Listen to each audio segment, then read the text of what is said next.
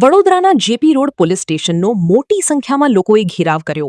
તાજિયા ખંડિત કર્યાનો પોલીસ પર ગંભીર આક્ષેપ કરવામાં આવ્યો.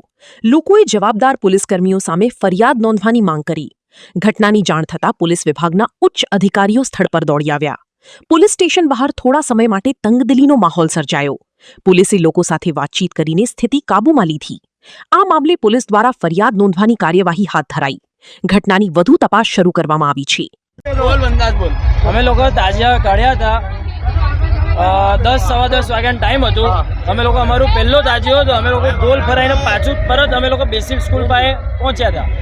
ત્યાં આગળ આવીને પોલીસવાળા લોકોએ આગળ વધારે કીધું. અમે લોકો ધીરે ધીરે આગળ વધારતા હતા.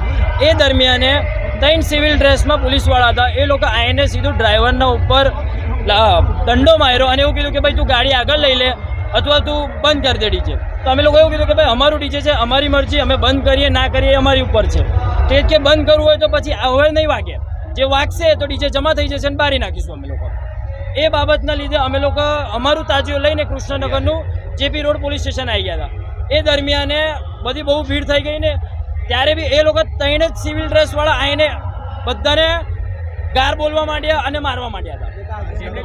અને મારા તાજિયાને બે જગ્યા ઉપર નુકસાન થઈ છે. આ લોકોને અહીંયા બી માર્યું છે ને મારા ભાઈને દંડા માર્યા છે. અંદર બંધ રૂમ કરીને માર્યું છે મને. અંદર રૂમમાં ખેંચીને લઈ ગયેલા અંદર જેપીમાં અને રૂમ બંધ કરીને મને 2 જણાએ સિવિલ ડ્રેસ વાળાએ માર્યું છે. એમનું નામ નહીં ખબર પણ ફેસથી હું ઓળખી શકું છું. આ જોઈ લો. હવે FIR તો લખાયું છે. આ રહી એ લોકો ઓનલાઈન અંદરથી એવું કીધું કે ઓનલાઈન ટાઈપિંગ કરીએ છીએ, 1 કલાક લાગશે. તો અમે એવું કીધું કે અમને ઝેરોક્સ પ્રિન્ટ આપો. તો એ લોકોએ ઝેરોક્સ પ્રિન્ટ આપી છે. આ રહ્યું અમારા હાથમાં. અમે 1 કલાક પછી આવીશું. જે ઓનલાઈન થશે FIR એનું અમે પ્રિન્ટ પાછું લઈશું. અમારી માંગ એવી છે આ 3 જે સિવિલ ડ્રેસમાં હતા એ લોકોને સસ્પેન્ડ જ કરવું જોઈએ. કેમ કે એ કોઈ બી આમ ઇન્સાનને મારી નહીં શકતા. એ લોકો કે મા બેનને ગાર નહીં બોલી શકતા. એ લોકો આ આટલા વર્ષથી કોઈ દિવસ તાંદલિયામાં આવો ઝઘડો નતો થતો. મારું નામ આફતાબ મોહમ્મદ કાઝી. અંદર એક કોન્સ્ટેબલ હતો, મયુરભાઈ કરીને નામ છે. મયુરભાઈ ઉપેદભાઈ નામ છે એનું.